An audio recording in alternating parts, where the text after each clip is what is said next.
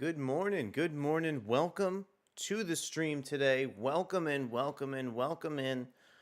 We've still got a ton of brand new Marvel comics to go ahead and preview. We'll be taking a look at a ton of developments today regarding the Scarlet Witch. Her ongoing series has a ton of brand new revelations to go ahead and talk about. We're also going to be discussing some of the intricacies and new developments over with Scarlet Witch's relationship with Quicksilver. Plus, we're going to be taking a look at the brand new issue of Uncanny Avengers that was very recently released. Later on, we're going to be diving into Avengers Twilight. We didn't get a chance to go ahead and touch on that one yesterday. That story is going to be super exciting. It's an upcoming miniseries coming in over from Chip Zdarsky and Daniel Lacuna. Plus, we're going to be spotlighting some brand new publishing over with Superman in the DC universe. There's just been some really interesting Superman material as part of the Dawn of DC Publishing initiative. Very excited to go ahead and check out some of the brand new titles coming in. Thank you so much for sticking with us today. It's actually a pretty big week in terms of X-Men comics here. A lot of these series are starting to wind down here, and it really feels like we're heading into the next phase over in Fall of X. Overall here, I just think, the increased threats, the kind of post-apocalyptic landscape for the X-Men has been a ton of fun to experience. Elsewhere today, we didn't get to mention this up top here, but we're also going to be talking a little bit about the Ultimate characters. The Ultimate Universe series is upcoming over for Marvel really soon, and they dropped some fantastic preview pages. In fact, think we've taken a look at them before. But they're so amazing. They're so beautiful. The colors are so fantastic here. We're going to go ahead and talk about all that and more here. And without further ado here, my name is Arakko Braddock, and I want to formally welcome you over to today's stream. As we mentioned up top here, we have so much exciting Marvel books just on the horizon here to go ahead and preview. Plus, we're going to be taking a look at some brand new projects over from Chip Zdarsky. I really think we have just a fantastic slate of news announcements. Welcome in. Welcome to our stream today to go ahead and wrap up this really phenomenal week of comics here. As we mentioned up top, it just feels like the landscape over at Marvel is very harrowing right now because of the post-apocalyptic nature of Fall of X and the lingering threat of Orcus among all of these disparate X-Men books. I want to go ahead and continue our focus on the X-Men line of titles and explore this really interesting piece over from CBR.com, taking a look at the 10 best X-Men team-up comics. Let's go ahead and take a look at some of these books right now. This one is coming in over from Lucas Sheo. The X-Men are known for being loners, at least when compared to the other hero teams in the Marvel Universe. The mutants are often left isolated as they battle against alien armies, gigantic genocidal sentinels, and cults dedicated to purging them from existence. Oftentimes, they are even left to fight their own fellow superheroes, given how often the X-Men are at odds with them. However, the X-Men are sometimes able to put aside their differences long enough to team up with other superheroes. They form eternal bonds, rally against existential threats, and even manage to beat away their entire invading armies. In doing so, they have become an essential part of the Marvel Universe. Here's a look at some of their best team-ups.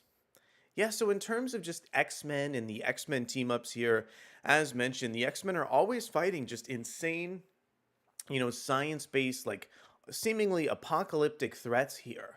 So really getting the chance to see what kind of people the X-Men team up with, I think is going to create just a great article for us to experience. This is a comic book that I haven't gotten the chance to check out here. World War Wendigo saw the X-Men and Alpha Flight unite. Looks like this took place over in Amazing X-Men, issues 8 through 12 by Craig Kyle, Christopher Yost, Ed McGuinness, Mark Farmer, Rochelle Rosenberg, and Joe Caramagna. When they first met, Alpha Flight outright tried to kidnap a member of the X-Men. This is part of what made the World War Wendigo story so fascinating.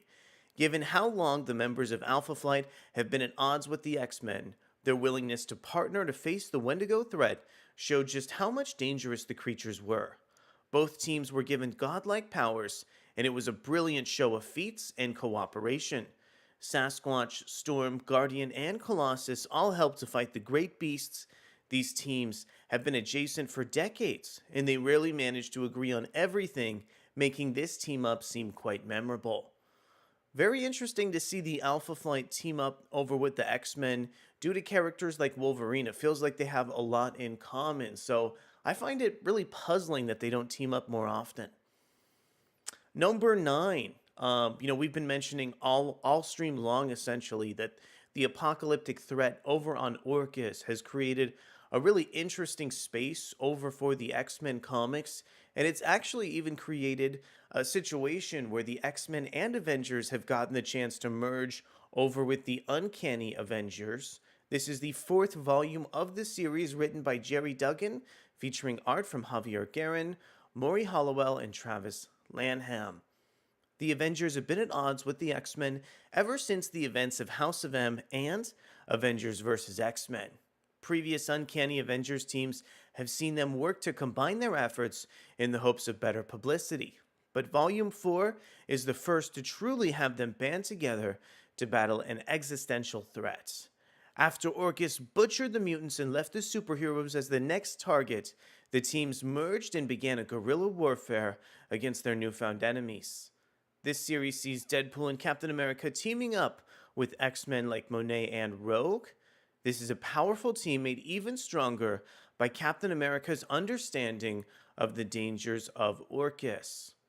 So we're actually going to be exploring Uncanny Avengers issue 3 in a lot more depth a little bit later on in the stream, especially with the series' relationship over to Scarlet Witch here. Number 8, X-Men issue 6 introduces Namor to mutants. This one is over from Stan Lee, Jack Kirby, Chick Stone, and Sam Rosen. In Uncanny X-Men issue 6, the original team encountered Namor the Submariner for the first time and teamed up with him to take down the Brotherhood of Evil Mutants. This marks the beginning of Namor's connection with the X-Men, and he has been tied to them ever since. This issue involved the Brotherhood and X-Men trying to recruit Namor. It is especially interesting because of Namor's thinly veiled disdain for both sides of the conflict. While he eventually settles for siding with the X-Men, it's an interesting look at a forced team-up that would not have worked without Namor's reticence. Yeah, a lot of fun stuff to say here. First of all, sometimes these CBR articles have too much of a recency bias, so seeing them extend all the way over to the Stan Lee, Jack Kirby days over on the X-Men is a ton of fun. Love the way that Kirby is able to draw Namor here with those really interesting eyebrows featured over on the page here. Let's see, what else do we have? Yeah, also, just the way that Namor has disdain for both sides of the conflict, I think is a ton of fun. I feel like the characterization that Stan Lee lent over to him was so impactful for just, decades and decades of characterization and the way the Marvel Universe functioned as a whole here. Very interesting addition over to this list. Number 7, The Mutant Massacre brought Thor and Power Pack to the X-Men. So this was Chris Claremont, John Romita Jr., Dan Green, Glynis Oliver, and Tom Ostrowski. Hopefully I got that name right here. The Mutant Massacre was one of the bloodiest battles in Marvel history. At the behest of Mr. Sinister, the Marauders went to the Morlock tunnels and butchered their inhabitants. It was a truly tragic moment that left the X-Men more alone than ever, although they weren't alone in the fight. Both Thor and the young team of heroes known as Power Pack joined the mutants against the Marauders. The team-up featured all their books crossing over, and the non-mutant heroes proved their mettle and respect for the Morlocks. Unfortunately, they weren't able to save everyone, but their efforts showed the X-Men that there were still non-mutants who refused to stand idly by while innocents are being harmed. I know that the crossover nature of Mutant Massacre has really functioned as an inspirational point for how so many kind of X-Men stories unfold. And also, I know that there's some elements of the Mutant Massacre that have also gone on to inspire the Fall of X status quo as well. It's interesting to see what kind of status quos and situations the X-Men happen to find themselves in. It feels like the supernatural threats that follow them are just as, harrowing and interesting as the X-Men themselves. Number 6, X-Men Red brought Nova to Arakko. Of course, X-Men Red, we cover so much here. It's the second volume from Al Ewing, Stefano Caselli, Federico Blee, and Ariana Mayer. I'm such a big Richard Rider Nova mark over at Marvel, especially because he finds himself in like such harrowing and insane, post-apocalyptic sci-fi scenarios. And it seems like Nova has once again returned to some of those trappings over on X-Men Red, which also sees just incredible, devastating science fiction based antagonists. X-Men Red has spotlighted the lives of the spacefaring members of the X-Men, with the Araki people forming a new society on the planet Arakko. They have needed the support of more than just mutants to survive. The Imperial Guard and Hulkling have been among the heroes to team up with the Araki X-Men, but Nova is the most common supporting figure. Nova has been using his status as both one of the Guardians of the Galaxy and the most famous member of the late Nova Corps, bringing legitimacy to Arakko. He proved his willingness to sacrifice his life for Storm, and even dedicated himself to spending every waking moment fighting in a war that wasn't his. This team-up has proven Nova's support for mutants and Storm's respect for him. Yeah, Nova's position over in terms of the Genesis War has really created such devastating and violent situations over for his life currently. It also seems like some of the threats that go to Arakko are the most devastating among the X-Men franchise here. I definitely would not want to hang out with the X-Men, but I do love reading about some of their stories. Number 5, the X-Men, Avengers, and Fantastic Four faced Onslaught. I mean, this is almost the entire Marvel Universe teaming up together here. And this came in over from Scott Lobdell, Mark Waid, Adam Kubert, Dan Green, Pascal Ferry, Art Thibert, Steve Buccellato, and Comicraft. When the X-Men found themselves overmatched by the threat of Onslaught, Hulk and the Avengers stepped in to lend the mutants a helping hand. The Fantastic Four also made a significant appearance as Franklin Richards proved instrumental in stopping the psychic fusion of Magneto and Professor X. Onslaught was a unique danger to the X-Men because contact with mutants only made the villain stronger.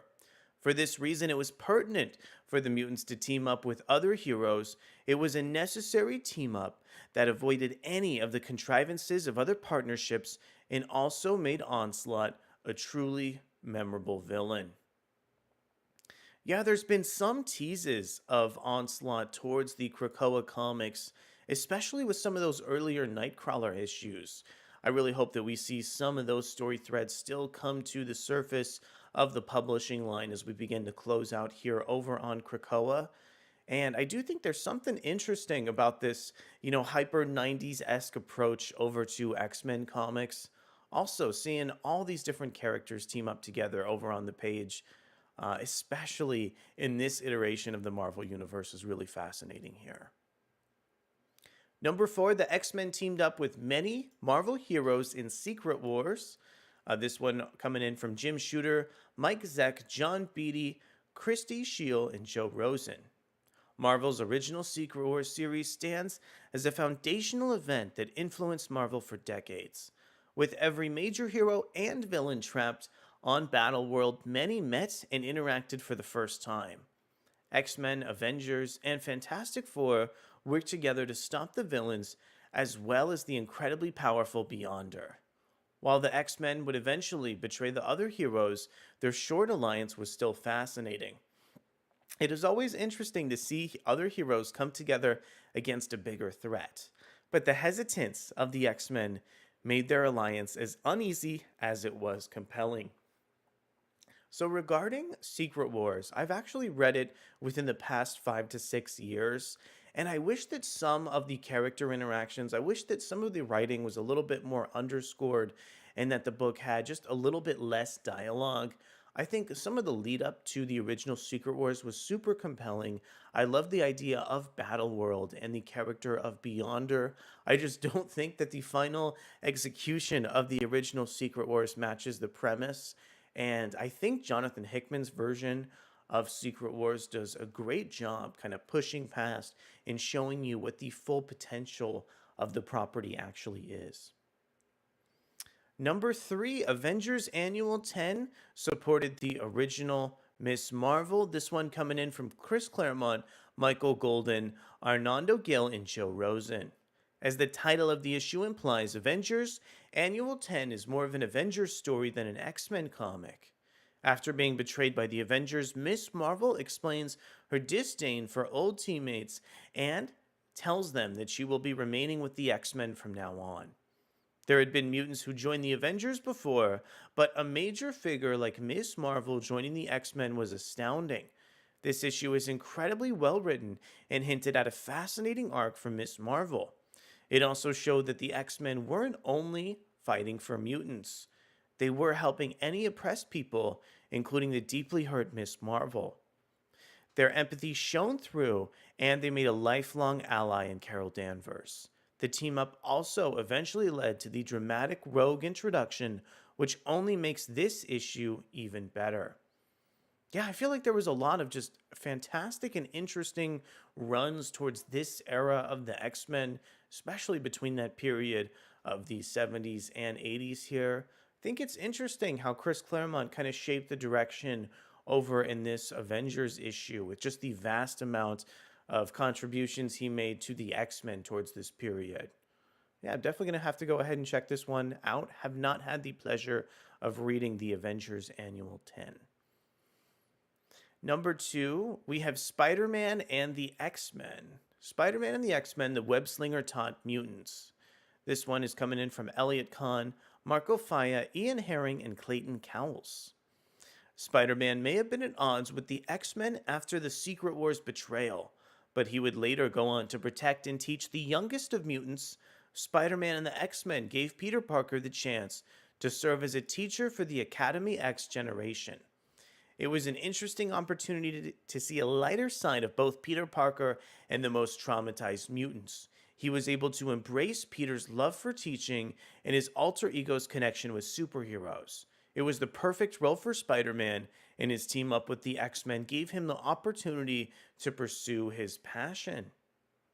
Yeah, I really think that this choice is actually a deep cut in terms of some recent Marvel publishing. Definitely think it's an interesting choice to include this particular comic book here. Our number one choice, again, something I probably would not have picked here. This is AXE Judgment Day. And the comment here is that this is more of a team up than a fight for some of these mutants and X-Men characters.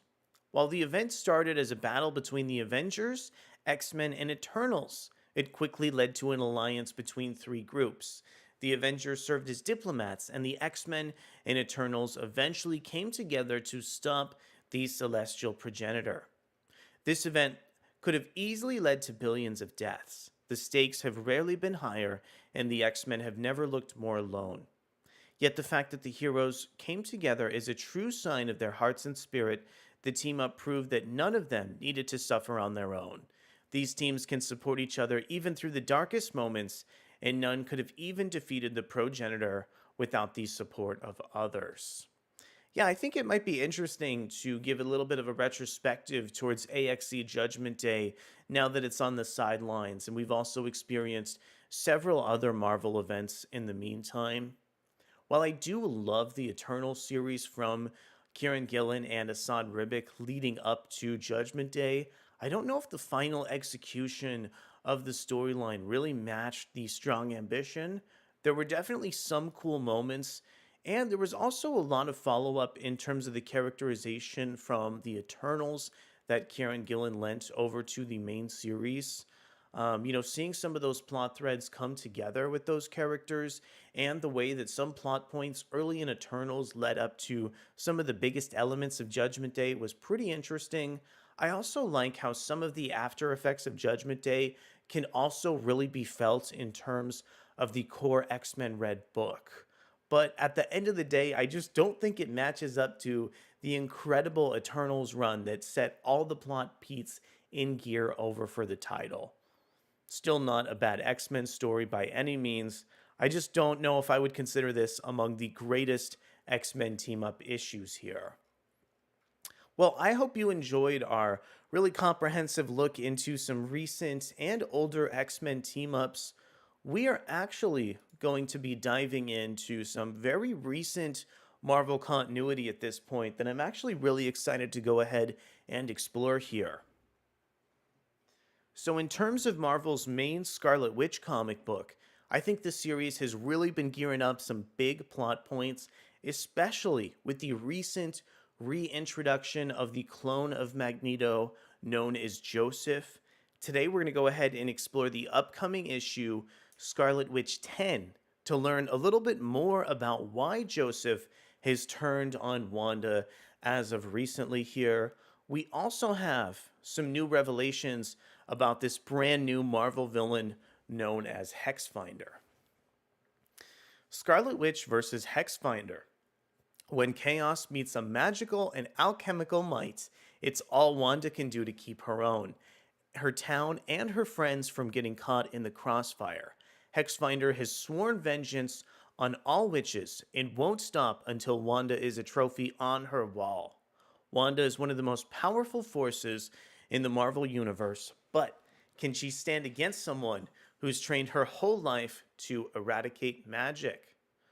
So this is, of course, Scarlet Witch 10, written by Steve Orlando, illustrated over from Sarah Pichelli. Let's preview the rest of our creative team here. We have colors from Frank William and letters coming in from VC's Corey Petite. Of course, the cover is also from Russell Dauterman too. And this preview is really introducing the fact that Wanda is still operating out of the Emporium, her magic shop, along with the MCU's Darcy Lewis, who has recently come into the Marvel Universe proper. Over in the Emporium, there's the fabled Last Door, which really is accessible to people who are in need of Wanda's help. Oftentimes in this main Scarlet Witch series, we've seen characters who Wanda's familiar with asking her for help. Let's go ahead and preview the 10th issue of the series right now here. Wanda Maximoff has opened a witchcraft shop called Emporium, which, in addition to selling magical remedies, is also home to the Last Door, a portal that appears only to those with nowhere else to turn. Recently, Magneto's clone Joseph has arrived at Emporium, seemingly seeking redemption for his violent past. Wanda gave him a chance to earn it by helping her seek justice for her customers. But just when Wanda thought Joseph was a friend, he revealed his allegiance to Hexfinder, killer of witches. So here we can see Wanda over in Lontkill, New York, over in the Emporium magic shop. We can see her battling over against the Hexfinder with the really harrowing cliffhanger over from last issue here. Really think that Sarah Pichelli's nimble line captures so much expression across the faces of the various characters. I also absolutely love how this page is laid out too. That bleed coming in over from Wanda's costume, kind of draping across this panel with Darcy is really, really harrowing in the book. I'm also loving some of the dialogue over from Hexfinder too, as she says, "I've also taken your hand by proxy, of course. That's just the start, but yes, right, the why. Because Joseph has no choice, and because I hate you, as we have." And yeah, this next page, we really get to learn about some of the origin behind the Hexfinder character, and also get to see Sarah Pichelli really go loose in depicting some harrowing magical characters here. And then we have some direct follow-up over for Joseph We even learn about the fact that Hexfinder has kind of manipulated this situation over with Joseph. She says, Magneto was no puppet, but that is all Joseph has ever been. So I rebuilt his body, plucked his essence from your Krakoan waiting room, and, with a biochemical jolt, my staff woke his mind. And we see Wanda responding over to Joseph saying, Joseph, I trusted you even knowing the danger. I saw your face, read your intent. Your remorse was real. You wanted to start again. So we now know that the reason why Joseph has teamed up over against Wanda was manipulated in part from the Hexfinder herself here. And we also get to learn a little bit more about the interactions over between Hexfinder over on this final page. Thought it was really interesting to learn a little bit more about this situation and to see how it's connected to some of the greater X-Men series here. Also, the art team behind this book is always able to capture these interactions in really beautiful and interesting ways across this series. So that's a quick preview for this upcoming issue of Scarlet Witch, really introducing this harrowing situation between Wanda and Joseph here. Let's go ahead and keep the interest on the Scarlet Witch property going and explore the brand new issue of Uncanny Avengers.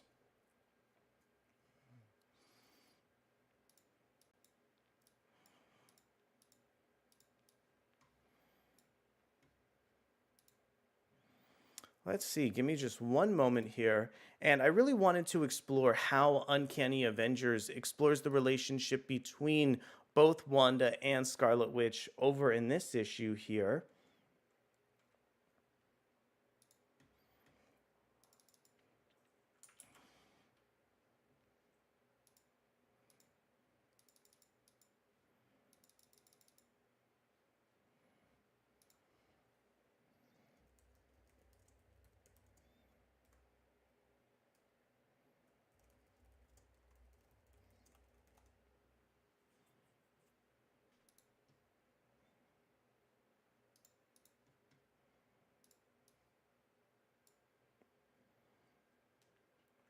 Okay, so I think Marvel has just done a phenomenal job teasing the fact that the Scarlet Witch character is being slowly introduced over to a book alongside Quicksilver.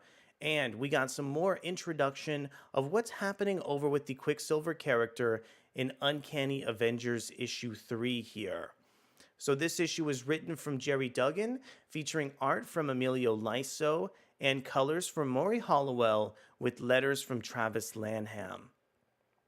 I want to go ahead and read off a review of this issue coming in directly from Darren Gennelly on the Superpowered Fancast. Captain America brings his team out of the shadows and Monet goes after the Fenris twins. The Unity Squad is training at their secret base when they get a distress call from Captain America. Rushing to the rescue, they find Captain America dealing with a different threat, an angry public being manipulated by Orcus. After giving an impassioned speech to a hostile crowd and reminding them what it means to be an American, the team withdraws to complete their other missions. One mission will bring Monet and Quicksilver face to face with Fenris in hopes of finding Captain Krakoa and the new key stole. I thought this issue of Uncanny Avengers Chapter 3 was a little bit more breezy here. Thought it was interesting how the response over to Orcus is assembling over for some of Marvel's mutants. And I want to go ahead and show off one of the pages coming in from Emilio Laiso, really setting up this issue here. I love this kind of Halloween twist over with Black Widow and Deadpool as they're sniping out these pumpkins that have some faces over with various Orcus characters. A fun story with a lighter tone than previous issues, Cap going public with his team was an interesting and bold move that put Orcus on its heels, and I like seeing it. The Cap moment was inspiring and led to a dramatic conclusion. I really enjoyed the Monet Quicksilver mission and how it evolves their dynamic and relationship. Yeah, in terms of this issue of Uncanny Avengers, we also got a follow-up in terms of the relationship dynamic over with Quicksilver and Monet. It seemed like there was a romantic aspect of their relationship that began to develop as the duo went off and fought against the Fenris twins as part of the Mutant Liberation Front. Emilio Laiso offers some great art in the issue. The visuals are beautifully detailed and capture the fun tone of the many of the moments here.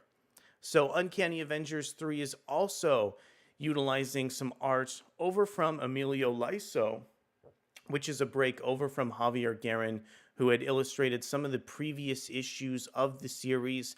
As you can tell here, over from this preview, I think that so many of the characters have just nimble expressions that do a great job homaging just some of the really fantastic artwork that Garrett lent over to the book.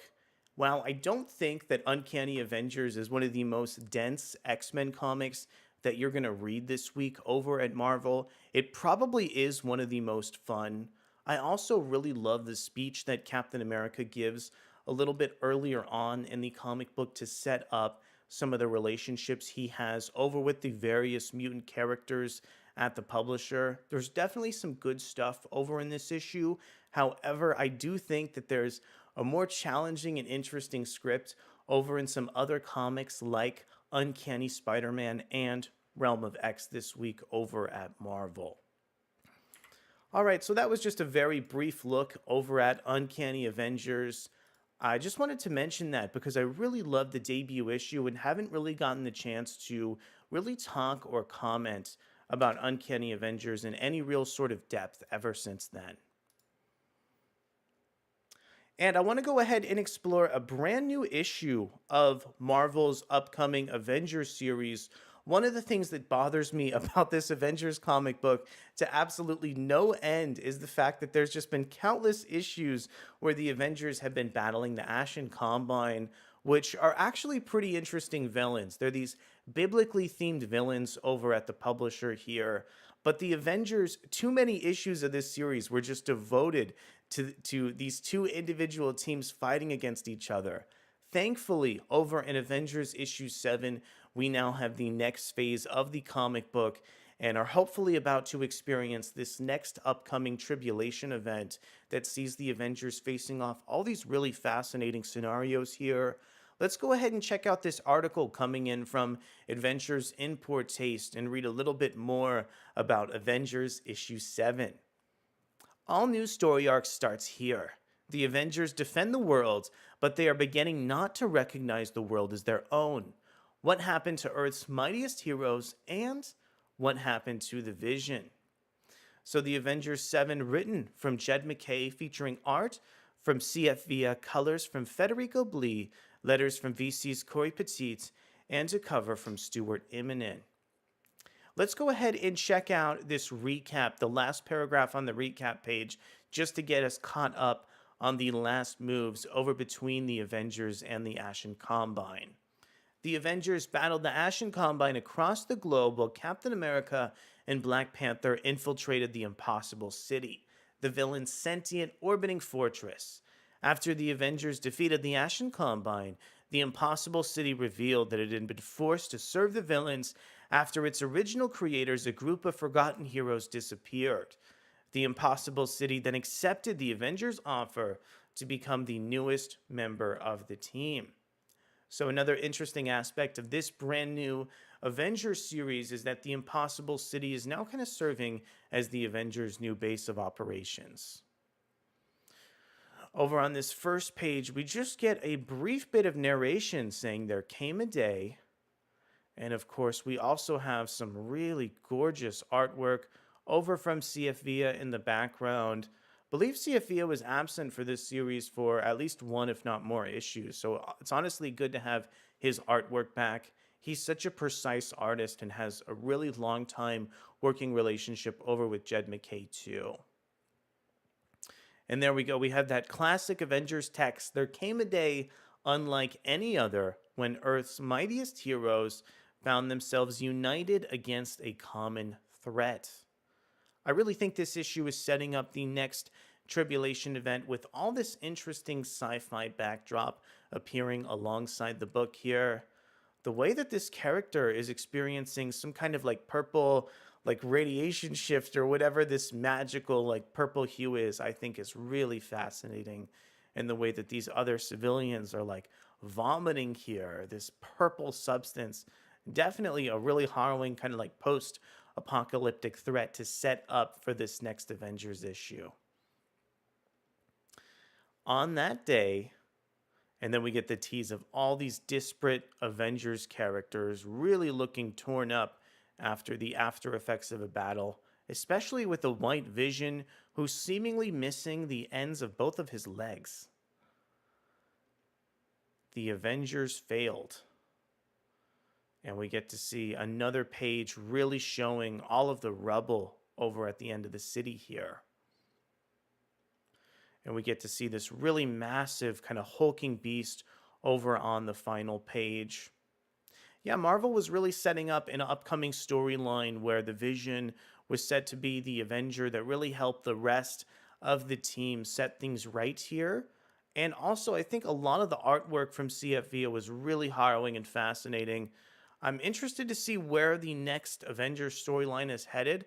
I'm thrilled that this book is now kind of divorced from the Ashen Combine and is really going to be venturing into unknown territory again here. I'm excited to be excited about the Avengers ongoing series once more here. Grayson Red, I really like the first issue. I should get caught up because this looks pretty cool. Indeed, indeed. I'm also excited to go ahead and check out what is upcoming for Avengers. I also want to spend a few moments exploring a different side of Marvel's Avengers. This is a series that I'm actually incredibly excited about. It's a comic book that we learned very recently. This is the upcoming future set Avengers Twilight comic coming from Marvel. Captain America races towards a dark future in Daniel Acuna's Avengers Twilight foil cover. Yeah, Marvel has continued to unveil so much interesting marketing cover materials and press releases for Avengers Twilight. I'm definitely thrilled to learn a little bit more about this book here. In the not-so-distant future, the Avengers are corrupt and use their might to run the world instead of defending it. The only hope for repairing the team's shattered legacy lies in Steve Rogers. Will he pick up the shield once more to save the world from this tragic state? So I am learning right now that the Avengers are corrupt over in the future-based timeline for Avengers Twilight. Seeing that sort of Dark Knight underpinning over for a larger Avengers story, I think is a really fantastic idea and way to explore the Avengers context in a bit of a different story scenario than what we usually see here. Zdarsky and Acuna's saga will be a thought-provoking epic that examines what it means to be a superhero in the Marvel Universe, as Steve finds himself in conflict with characters that have startling connections to the Avengers as of today and tackles the heartbreaking tragedies that befell his former teammates. That's interesting. It's almost like we're going to get an Old Man Logan type of backdrop over for Steve in the Marvel Universe here, as he's going to continue to explore the different, future-esque storylines for the various characters over in the Marvel Universe.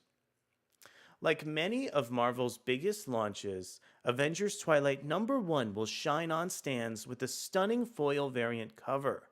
Drawn by Acuna, the cover spotlights Steve suited up in his brand new costume, rushing towards the mission he's always been destined for, avenging the Avengers. In a gleaming new world of prosperity, Captain America is no more, but Steve Rogers still exists. Floating through an America where freedom is an illusion, where the Avengers are strangers and his friends are long dead. But is the dream? How do you assemble Avengers in a world that doesn't want them? Okay, this is opening up an interesting, more extended conversation here. Yesterday, we were talking about Spider-Man Life Story, the story where really Chip Zdarsky explored Spider-Man through so many different contexts. And I was remembering that over in that comic book series, Chip kept adding some melodramatic aspects to the ends of those comic book issues. So I'm really hoping that in Avengers Twilight, Chip will find a more nuanced way to comment on the darker aspects of the scenarios that these characters might find themselves in while playing into the nuance of their surroundings here. I know that Chip is capable of it. I've read some comic books with him that have really deep emotional underpinnings. So, really hoping that Avengers Twilight will live up to the ambition behind the premise. Steve is the perfect character with which to see a changed future since he's been through that experience before coming out of World War II, Zdarsky explained to comicbook.com.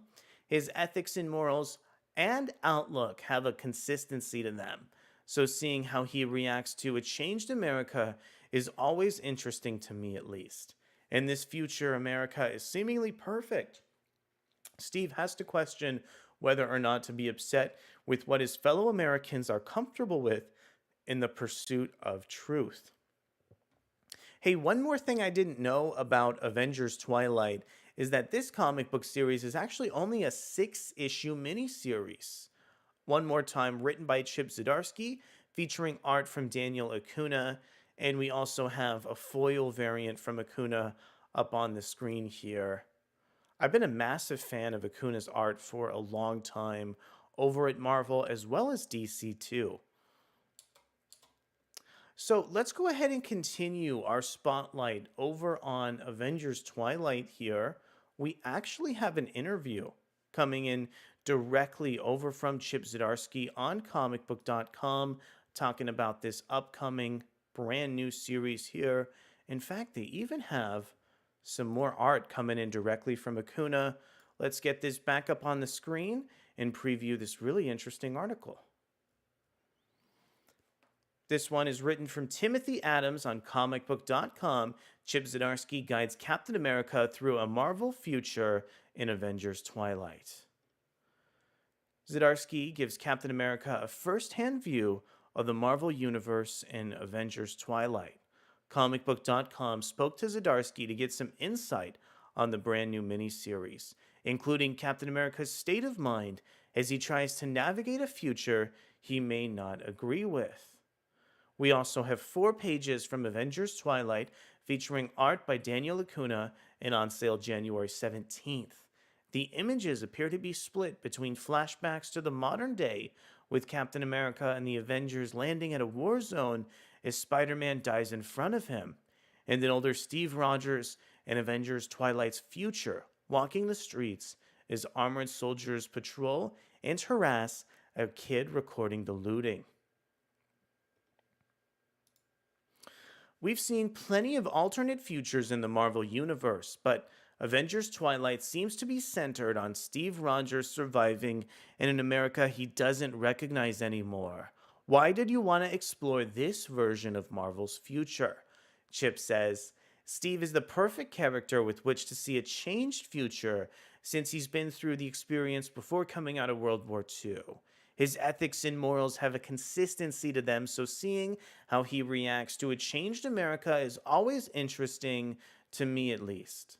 And this future is seemingly perfect, so Steve has to question whether or not to be upset that with what his fellow Americans are comfortable with in pursuit of the truth. So yes, it looks like this Avengers Twilight series is incredibly dark, incredibly harrowing, with this mention of Spider-Man dying right over on the interior page. In fact, we actually have that sequence now directly up on the screen here. Really beautiful art over from Acuna, just showing how detailed his art really is over on the page. I'm loving the design of the page that we have on the screen here too. Who are the Defenders?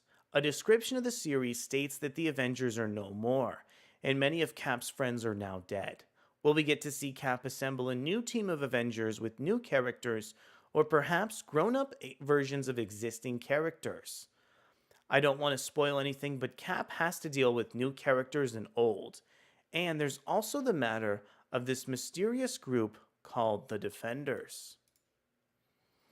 Yeah, I'm really wondering if this title is going to have a Kingdom Come sensibility featuring kind of Hope over in the background, or if this is going to be like a more Dark Knight Returns-esque series. I think there's definitely a few different avenues that Chip could go down with this book. As we mentioned earlier, I'm just hoping that Chip doesn't lean too much into the dark parts of the narrative, because I think dwelling on some of the really harrowing aspects of a superhero comic can start to lose sight of what your core Avengers characters can offer towards a story. Finally, what else should fans look forward to as Avengers Twilight story gets going? What type of threat should we keep our eyes out for? Don't keep your eyes out for anything, just enjoy where the story takes you. We live in a world where everything is picked apart and spoiled before people even read one. So all I'll say is, if you enjoy my work and if you enjoy Daniel's work, I think you'll enjoy this story of refinding yourself. Really respect the fact that Chip keeps this story so vague and bleak. I do think that to a certain extent here, these preview pages on Avengers Twilight are so good that they actually can speak for themselves. Another aspect that I find really interesting is that this Avengers Twilight book has art that's incredibly detailed in a way that's similar to what Alex Ross lended towards Kingdom Come. Obviously, Daniel Lacuna is nowhere near, the level of detail that Alex Ross lends to a page. But I find it interesting that Daniel Lacuna was the artist chosen for this series, and the fact that it has potential to really capture maybe a larger audience than your standard Marvel comic book. All right, so I think as of today, that is going to be the end of our preview over with Avengers Twilight. As mentioned earlier, I think this series could really cater to a larger audience, and I really hope that this may be the catalyst that'll get more people checking out the future direction in terms of where comics are headed. We have another storyline that I'm really excited to go ahead and get into with you. This is actually something we've straight up looked at before, but we now have so much more context for it. It's absolutely unreal. This is the brand new preview over for Ultimate Universe that we also looked at a really long time ago over on stream here. This one is coming in over from Newsarama from Will Salmon. Thor does not need anybody's permission to wield Mjolnir in this preview of Ultimate Universe 1. This one-shot lays the foundation for the new Ultimate line of comics. The new Ultimate Universe kicked off earlier this year with the Ultimate Invasion Limited Series. It continues next week with Ultimate Universe 1. A one-shot from writer Jonathan Hickman, artist Stefano Caselli, and colorist David Curiel that's designed to set up a whole new line of Ultimate comics. We've got a preview of the issue right here in which an angry Thor confronts Lady Sif with the intention of getting his hammer Mjolnir back one way or another. Okay, so we have Thor headed straight over to Asgard to retrieve his hammer. Alongside him, we have Reed and Iron Lad as well here. So I thought it was really interesting to check out this preview in the wake of Ultimate Invasion, because we're now more familiar with people like Tony Stark and Reed Richards as well. I also think that Stefano Caselli's artwork is really, really amazing here. We mentioned this yesterday, but Caselli and Hickman have such a long working relationship with each other. It's always interesting to see what they're able to dream up on the comic book page. Another aspect of this series that I think is really interesting from Jonathan Hickman's side, as I mentioned earlier, that with some of the dialogue exchanges in Gods, I'm a little bit worried about his upcoming Ultimate Spider-Man comic, so it'll be interesting to check out this preview to see how the dialogue is written. I'll say over on this page that I think the dialogue is actually very understated, which is just a nice change of pace over for a Hickman comic. We have these characters looking over Sif saying, "Gods and giants, look, the prisoner is free." Absolutely love Caselli's bleed over with Sif on the page. Oscar Martin says, "On the cover I've just seen, the wingless, masked Captain America looks great and intimidating, plus the artist and colorist rendition." Yeah, I agree with you. I think there's so much cool stuff in terms of in terms of Ultimate Universe. Yeah, this cover over on the issue so cool. This definitely has to be Brian Hitch here. All right, let's head back into the preview and check out this next page. Of course, with Thor looking over Mjolnir, it looks like we're going to get to some cataclysmic events here. So this is quite a break over with the last page. There is a lot of dialogue. Let's go ahead and read it, check out some of the dialogue, and see if it kind of detracts or makes this series stronger. Sif says, Odinson out and about. This is not in accordance with what was agreed, nor with what was arranged. And yet it seems you are once again craving both the stick and the correction with which it comes. Thor says, Lady Sif, I only want what is mine. Then I will be on my way, and though it might grieve us both, no longer your concern. How so, son of Asgard? Are the royal prisons not my domain? Am I not warden, and as such you not my ward? Should you escape, all blame will be mine. I tell you truly, I care not for that, so you will act in accordance and return to your cell. Thor says, I am leaving, and I am leaving with what is mine. Oh my, are we going to fight? I do love it when we fight. To be fair, there's a lot of dialogue on the page, but I think it's pretty understated here. I think it speaks directly to what Thor is looking for and has this kind of great writing and dialogue and flow over to it here. Also, really love the way this page is paced here too. We get some strong scenes of dialogue set up top, and then towards the bottom, we get to pay off over with action and one of these characters behind Sif being zapped over on the page here. And we can see that we have Tony Stark Iron Lad assisting Thor over on the page. The fact that we now know who this character is, thanks to some of the last issues of Ultimate Invasion, I think really helped the comic book overall here. Plus, the idea of seeing Thor call Mjolnir back and kind of run out of patience towards the last couple pages, I think is also really fascinating. Grayson Red Hickman said, fuck that. I'm the writer around these parts. You're going to get these words. Indeed, indeed. And then this last page, we have just a great page with Thor finally manifesting Mjolnir here. And then we have the Reed and Iron Lad characters reacting to it. It is a very impressive weapon, perhaps more impressive than your very impressive ship. Here's what I want to know. If he can summon it at all, why didn't he do that when he was in a cell? Given what we know, there's only one reason I can think of, and this kind of sets up the gag over on the final page in our preview, where the character says he didn't want to, referring to the fact that Thor is finally run out of patience here and is just looking to swing his hammer anywhere he possibly can. Definitely a cool preview here. I think these pages are just absolutely beautiful and set up the really interesting nature for this Ultimate Universe book. I like the fact that Thor is among the characters over in the cast. I think he needed a little bit more characterization for the series. And if Sif is indeed set to take up membership among the new Ultimates cast, I also like the fact that she's set up over in this preview too. So we have the official synopsis over for this Ultimate Universe issue. Spoils of victory. After the world-shaking conclusion of Ultimate Invasion, a new team of heroes band together to save the future. From mastermind Jonathan Hickman and superstar artist Stefano Caselli, don't miss out on this foundational issue for the new line of Ultimate Comics.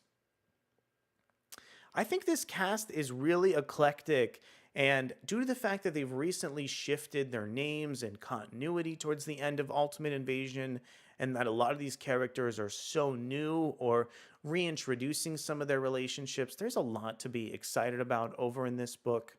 I'm also curious to see if there's going to be a new Ultimates book introduced, maybe written by Hickman, or if some of these characters are going to be in the background of books like Ultimate Spider-Man. I'm just hoping that however these characters are sort of reintroduced, whichever comic book they come out in next, that it'll be some really interesting story, some really interesting new book that'll definitely keep me guessing here.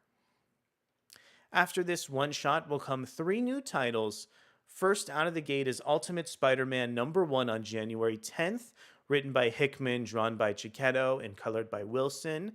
The following sees the launch of Ultimate Black Panther by Brian Hill, Stefano Caselli, and colorist David Curiel on February 7th. Completing the trio of books is Ultimate X-Men 1 on March 6th from writer and artist Peach Momoko. Okay, so this issue is out over on November 1st. We're going to have a full review coming out for Ultimate Invasion, or excuse me, this Ultimate Universe one-shot in the very near future here. It looks like this one is coming in over at $6.99.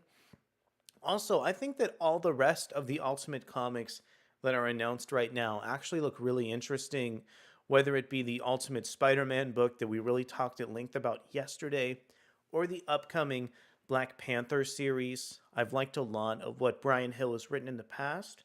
I also think that Brian Hill is a really ambitious creator. David Curiel, really good color artist too. Excuse me. It's fascinating that Stefano Caselli is actually drawing Ultimate Black Panther. I'm wondering how he's going to fit it into his schedule. Also, there's a lot of just ambition and potential over in the upcoming Ultimate X-Men. I'm really excited for Peach Momoko to contribute to a book that's very important over to Marvel's greater publishing line. So I really think that there is a lot to be excited about in terms of these upcoming Ultimate Universe books, and we'll continue to have a lot of coverage on them as they're released here. I actually thought we did a fantastic job covering the core Ultimate Invasion series. We have a review of each of those issues. All right, let's see what else we have to get into today. That was the large portion of our Marvel coverage, but there's actually some fascinating DC stories for us to explore too.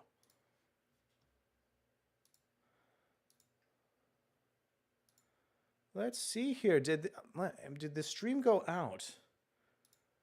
What just happened here?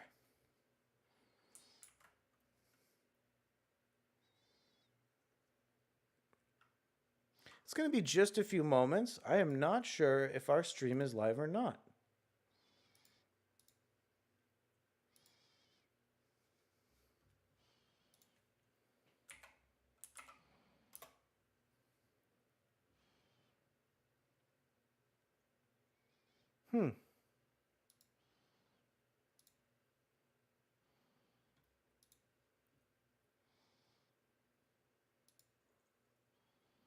Let's take a look here. Let's see if we are still live.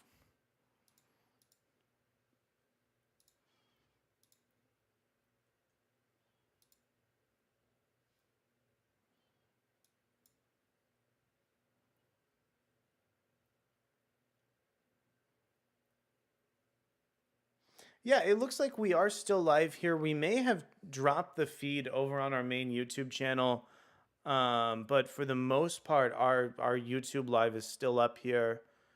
Thank you for everybody who is still over in our stream right now.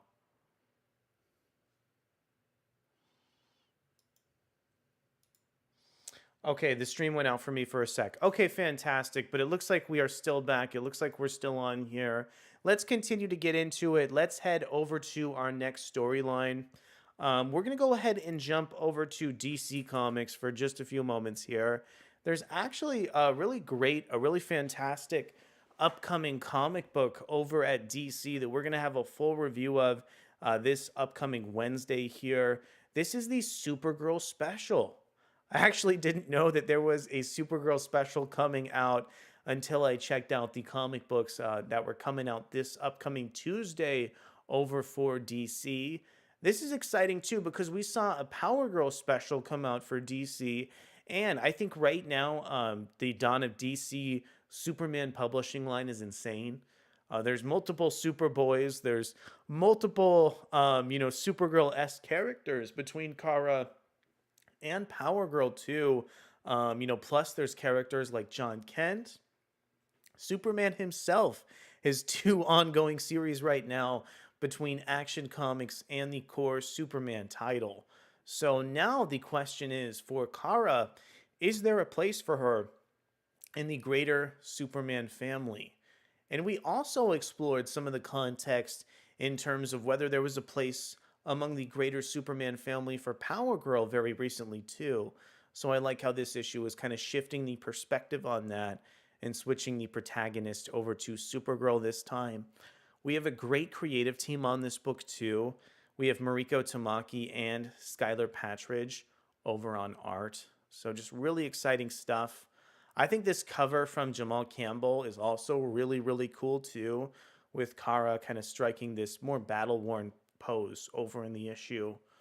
One last thing here before we jump into the interiors from Adventures in Poor Taste.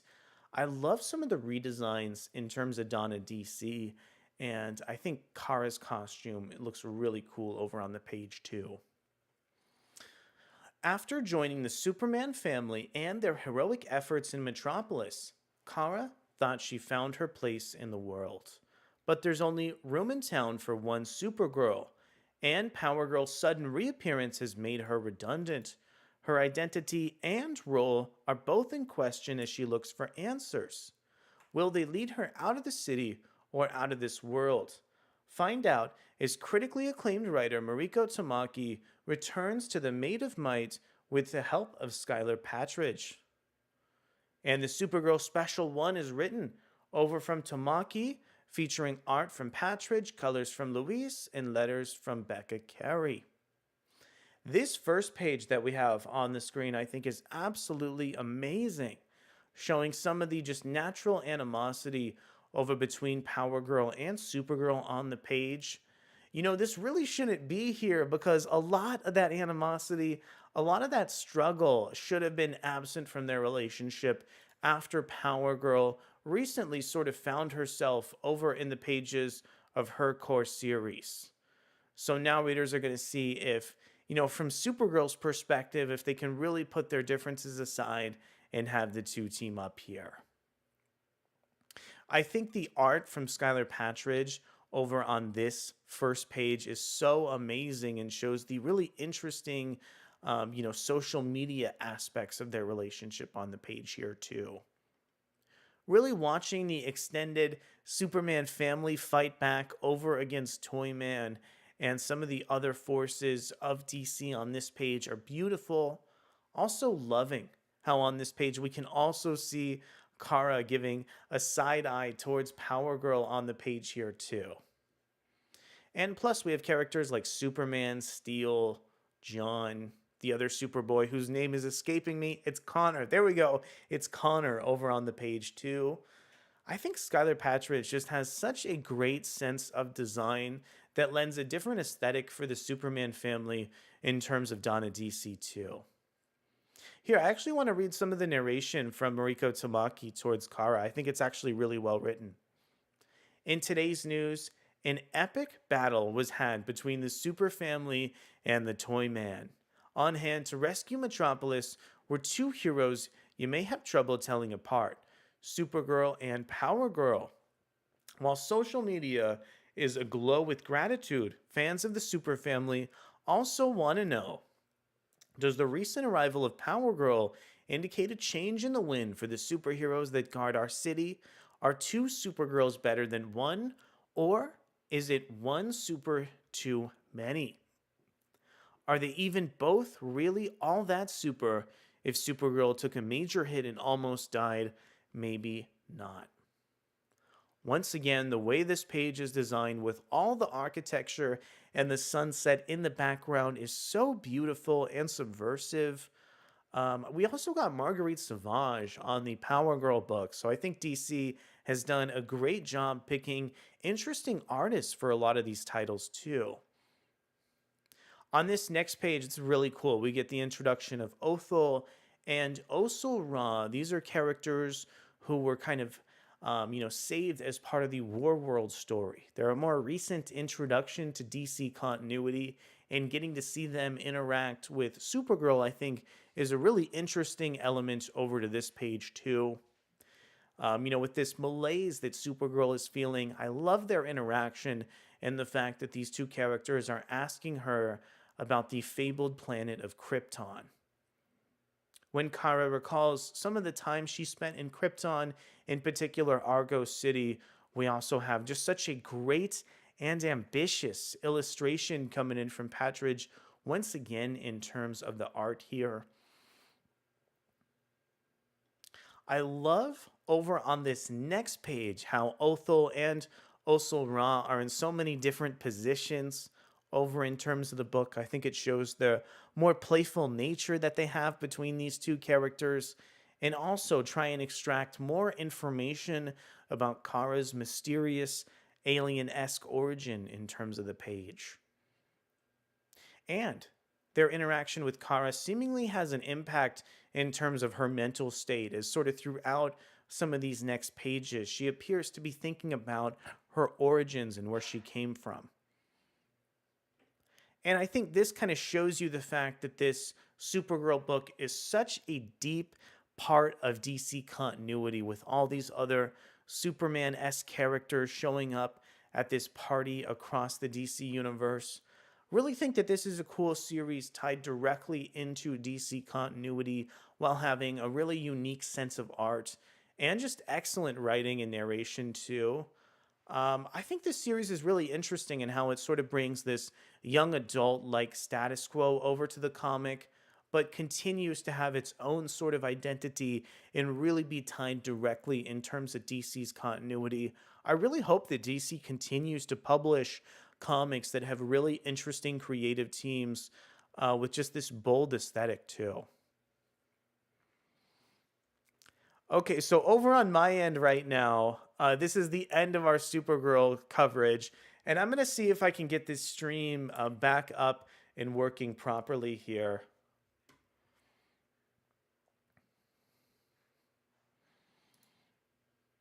Okay, let's see what we can do here.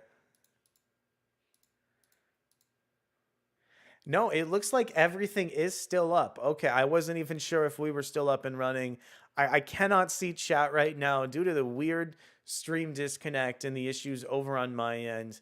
Let me see what other stories we have to cover today.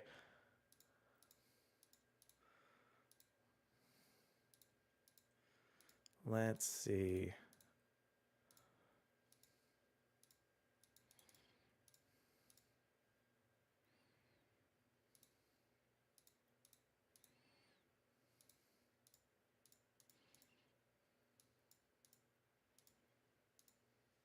All right, we're going to go ahead and do 3 last stories today, and then we're going to go ahead and close out the stream because I cannot see chat right now, and things are definitely getting crazy here.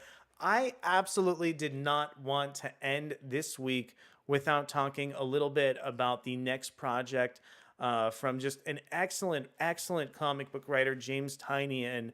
Unfortunately, James Tynion right now is not really contributing that many comics over to Marvel and DC. I believe he's working on some Sandman stuff from DC right now. But this Dracula comic book from Martin Simmons and James Tynion looks so cool. This is Universal Monsters Dracula #1. This issue will tear out your heart and throat, according to Chris Coplin at Adventures in Poor Taste. With the Department of Truth, James Tynion and Martin Simmons made dark magic. But it wasn't just that they explored twisted conspiracies and the nature of reality. They were unflinching in their efforts. They operated with a clarity and strength to compel and disarm readers at every turn. Now that very same kind of magic continues in their latest collaboration, Universal Monsters Dracula. The Department of Truth is such a just narratively dense and harrowing comic book. There's so much subtext in the book. It has such twisted writing and artwork. I'm very interested to see what this creative team can lend over to Dracula. It is, on its face, a direct retelling of Bram Stoker's seminal 1897 novel. For one, this serialized approach works really well. Tynion is able to explore each moment with the utmost care and attention. Issue 1 introduces Redfield to the asylum before setting up the involvement of all major characters: Jonathan Harker, his fiancée Mina, and her friend Lucy. It's a pacing that allows us to get to know these characters in a way that some adaptations can't foster organically and earnestly, with Harker's arrogance and Mina's longing on full display. Renfield especially gets a chance to really shine in this version's pacing. He's regarded far less as a joke and instead serves as a proper avatar for his ghastly master. I was waiting to see some of Martin Simmons' art over on this Dracula book. I am not disappointed here. Man, those red hues, this shadow of a character in the background, really twisted, really spooky stuff. This interaction between the two characters definitely has like a macabre undertone. And I think these final two panels also do a great job teasing out some of the tension here. Dracula's own minimalist presence is essential, as we regard him still as some abstract terror that affects and informs the way that these characters are fully established. Tynion clearly grasps the material and celebrates its singular tone and larger contextual and aesthetic openness and value. Yet he shows some of the aforementioned clarity and strength to balance that book with tweaks and emphasis that introduces and grounds this story for a newer audience who may have only heard other Dracula stories instead. The writing is clear and sharp, his dialogue feels distinct for each character, and while it's not quite as robust and compelling or as stylized as his other works, it remains in glorious service to the essential story. Really quick, before we continue this article, I have read the original Dracula book. It's great. It holds up really well. There's definitely a reason why its legacy still endures after all this time. And I feel like using that template to inject some of Tynion's nature is just a great way to build a story that he should be really comfortable with. There's no denying that as profound as Tynion's efforts are, the real star of the show is Martin Simmons. I've long praised his work, especially in the realm of horror. His frenetic line work and expert use of shadows and shading scratch the most primal parts of the brain. Let's see if I can read today. This book is clearly a step above, whether he's focusing on the eternally bloody eyes of Dracula, sharing a quiet moment with Nina and Lucy that drips with context, or even drawing his eyes of his version of a universal title card. Simmons terrifies the mind as much as he pleases the eye, and that dichotomous approach mostly speaks to the appeal of the original novel. It's about confronting people with something dark and making them consider what their arousal says about the human condition. Yeah, I think this reviewer is doing a great job picking up on some of the greater themes that it looks like Tynion and Simmons are really looking to inject in terms of this Dracula book.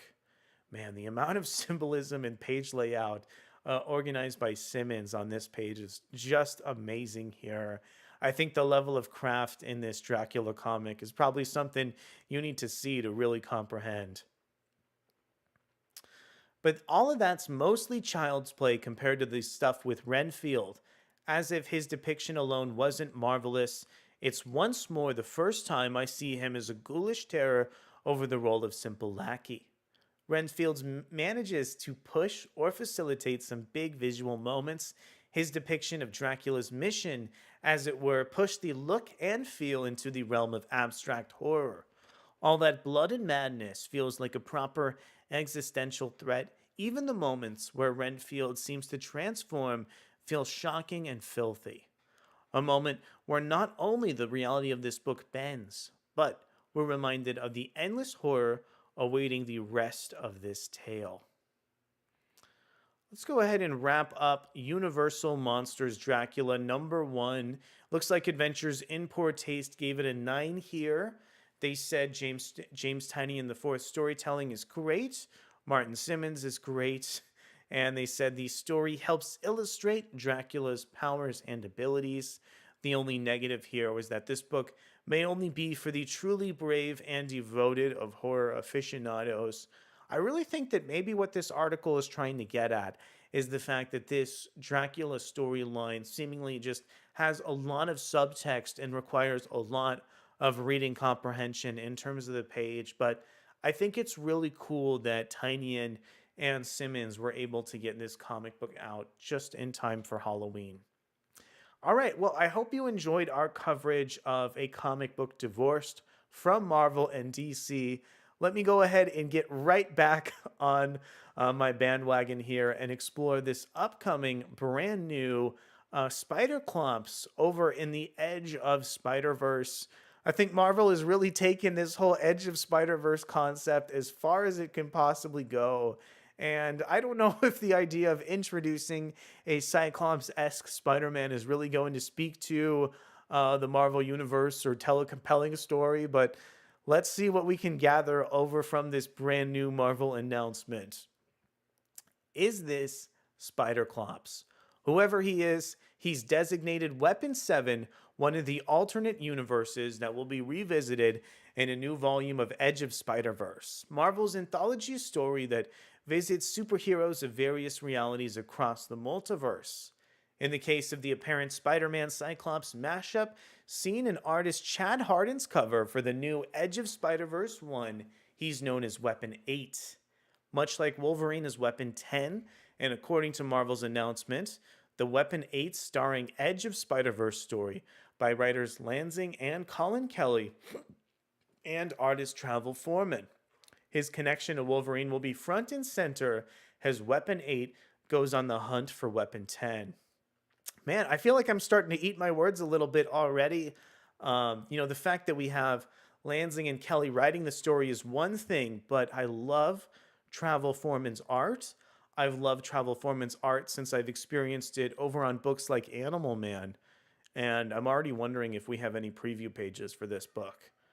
Another story announced by writer Nyla Magruder and Eric Gabster will focus on Spider-Bite, the digital avatar hero who played a key role in the animated Spider-Man Across the Spider-Verse movie as she returned to her comic book roots. I'm not crazy about Spider-Man Across the Spider-Verse, but frankly, I know a lot of people are, so I think it's great that Marvel is capitalizing on that in terms of the publishing line. They should probably do it more. As we said yesterday, I feel like there should be a big, splashy book over with Miguel O'Hara, Spider-Man 2099 in terms of Marvel's publishing line. Yes, I know that there's some Steve Orlando comics in the background, but gosh darn it, there should be a Steve Orlando ongoing with that character. Beyond these two stories, Marvel promises that the new volume of Edge of Spider-Verse is building to the biggest Spider-Verse epic in Marvel Comics history, billing it as the start of a saga that sets up the next evolution of Spider-Versal stories. I didn't think I would have a reaction to the end of this article, but I didn't know this sentence was in here. I am very frustrated with how some of the Spider-Verse storytelling seems to derail what the rest of the Spider-Man line is doing with Zeb Wells. I really think that the way these Spider-Verse stories have kind of had these Edge of Spider-Verse comics, and then a Spider-Verse has gotten more and more derivative as Marvel has continued to publish this.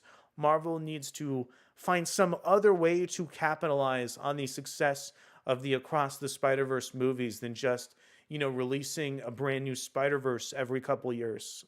They got to do something different to get these comic book readers interested in the books. You won't believe how the web of life and destiny impacts Spider-Man storytelling this time as the possibilities of the Spider-Verse are unleashed in full, reads Marvel's announcement. Whatever is next in his evolution of the Spider-Verse, from a single Spider-Man event to a full-on franchise of its own with multiple spin-offs or even its own movie series, it will all kick off with the new Edge of Spider-Verse on sale February 21st. All right, well, at least the creative team on this is good. At least we have Travel Foreman on art. I also think this cover is actually pretty fantastic too. It's just the fact that we're seeing another Spider-Man variant, I think, is just a little bit redundant right now.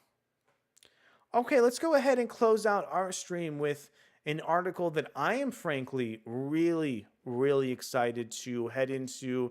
I'm excited to learn a little bit more about these two characters as we begin the lead up over to the upcoming X-Men Blue Origins title. Let's go ahead and explore what we think we know about Nightcrawler's origin. Learn the lies that surround Nightcrawler's birth before the truth is revealed in next month's X-Men Blue Origins #1. This one is written over by Anthony Blackwood from Marvel.com. Right now, in terms of the Marvel Universe, we have Nightcrawler masquerading as the Uncanny Spider-Man. And throughout some of these issues, we've continued to have these fascinating exchanges over with Mystique and Nightcrawler. It seems like Mystique is unable to kind of keep her current form as she continues to shift into different kinds of characters and is teasing something about her relationship with Nightcrawler. So I'm excited to explore a little bit more about this in terms of this news article. During Mutantkind's darkest periods, Nightcrawler serves as the X-Men's guiding light. His endless compassion has made him a friend to all. But beneath that kind heart lies a tragic backstory. In the decades since his debut, the mysterious circumstances of his birth have been revealed to readers and Kurt Wagner alike in a series of contradicting stories, rumors, and outright dishonesty. On November 29th, writers Cy Spurrier and artists Wilton Santos and Marcus Toe will clear up the confusion once and for all in X-Men Blue Origins 1. The revelatory one-shot will spin out of Nightcrawler's current adventures in Uncanny Spider-Man. It's a dangerous time to be a mutant, and Nightcrawler is navigating the Fall of X era by giving in to his heroic nature and suiting up as New York City's newest wall-crawling superhero. Of course, I think some of the context that has made Uncanny Spider-Man so interesting is the fact that Kurt actually chose to leave Krakoa even before the Hellfire Gala even happened here. So I'm honestly excited for him to go back and explore some of these psychological implications about him leaving the book and what his relationship to the rest of the mutants are. It's not all swashbuckling fun. His birth mother Mystique just resurfaced with her mind shattered due to grave injuries that she endured during the Hellfire Gala. Amnesiac, she lurks around Central Park speaking of her lost baby. And the pair have a troubled relationship, but Nightcrawler always finds it in him to forgive. Can he help his mother when she needs him the most? And if he does, what new secrets about his birth is Mystique ready to share? Before the definitive truth is exposed, let's take a trip through Nightcrawler's twisted history to find out where things currently stand. This cover is amazing too. This is illustrated by Francis Manapul, who historically hasn't always contributed art over to Marvel. I think Manapul's line is so precise in seeing him illustrate characters like the X-Men is thrilling for me. Margali Zardos in Nightcrawler's childhood. Nightcrawler debuted in Giant Size X-Men 1 by Len Wein and Dave Cockrum. On the run from an all-new angry mob in Winseldorf, Germany, Nightcrawler rescued Professor X and recruited for an all-new, all-different X-Men. His attackers appeared to be motivated by Kurt's devilish appearance, but Chris Claremont, who defined the Nightcrawler during his legendary Uncanny Spider-Man run, and artists John Romita Jr. and Bob McLeod, provided fuller context for Nightcrawler's seemingly simple origin in X-Men Annual 4. Titled Nightcrawler's Inferno, this startling story revealed Nightcrawler was adopted by a sorceress named Margali Zardos, telling Kurt she found him as an infant next to his dying mother. Margali raised him alongside her two children, Jermaine and Stefan. Kurt grew up in the traveling circus, where Margali worked as a fortune teller, eventually performing there himself as an acrobat. You know, this is really interesting. I feel like not a lot of people know the foundations and origins behind the character of Nightcrawler, even though people naturally tend to be so fond of him over in X-Men comics. Learning about his adopted mother, Magali Zardos, I think is very harrowing, especially as she's begun to return to X-Men comics very recently. Despite his blue skin and prehensile tail, Kurt finds himself in an accepting and loving environment. However, darkness loomed under the surface. Margali was a follower of the Winding Way, and her quest for greater power led her to practice the dark arts. Fearing his mother's influence would eventually corrupt him, Stefan made Kurt swear Kurt would kill him if he ever took an innocent life. And yet we have the beginnings of like a dark bend over to Kurt's origin already. It seems like his sibling Stefan is already at danger of being corrupted over from Magali. Years later, Stefan fell victim, and then our next paragraph immediately picks up with this character Stefan going on a murderous rampage through Weiseldorf. Poor Kurt is experiencing tragedy very, very early on in his life. Kurt's attempts to reach his brother failed, and during their struggle, Stefan's neck got snapped. Kurt was blamed for Stefan's murders by the village, leading him to the moment where readers first met him in Giant Size X-Men issue 1. That's a great way to launch this character. That is a great character interaction and just such a tragic backstory and context for Kurt. Kurt's role in Stefan's death also incurred Margali's wrath, but the two reconciled after Kurt explained his side of the story. Still, Margali has persistently tried to manipulate Kurt over the years and is not to be trusted. Later stories prove Margali's claims about finding Kurt beside his dying mother false. Was this a white lie to save him from heartbreak, or was she serving in a greater scheme? When Margali showed up over in Legion of X, I almost thought, not knowing her backstory, that she was a little bit redundant, especially when compared to Mother Righteous. But, oh man, it seems like this character has been manipulating Kurt ever since he was just very, very young. Meeting Mystique. As fate would have it, the X-Men put Nightcrawler on a direct path towards meeting his birth mother, Raven Darkholme, the shape-shifting mutant known as Mystique. The two first came into contact in Uncanny X-Men 142 by Chris Claremont and John Byrne, part of the iconic Days of Future Past story arc where the new Brotherhood of Evil Mutants attempted to assassinate Senator Robert Kelly. Mystique and Nightcrawler even found themselves on opposite sides of a pitched battle in Washington, D.C. After Nightcrawler saw Mystique revert back to her true form, complete with blue skin and yellow eyes, she was astonished at their mutant resemblance. Kurt demanded an explanation, but Mystique offered nothing but taunts and told Kurt to seek answers from Margali. This interaction caused much anguish for Nightcrawler, and it would unfortunately be some time before he learned more. Once again, we have this character of just Mystique teasing Nightcrawler relentlessly and telling him to interact with another character who's made things so difficult over for Nightcrawler and Magali Zardos. Mystique's familiarity with Margali implied that she had some semblance of knowledge regarding Kurt's upbringing, but any role she had in it remained clear. The first notion she harbored any feelings for her long-lost son came in Uncanny X-Men 177 by Claremont and Romita Jr. After slaughtering X-Man after X-Man as part of a vicious training sequence, Mystique was able to deliver the final blow when faced with Nightcrawler.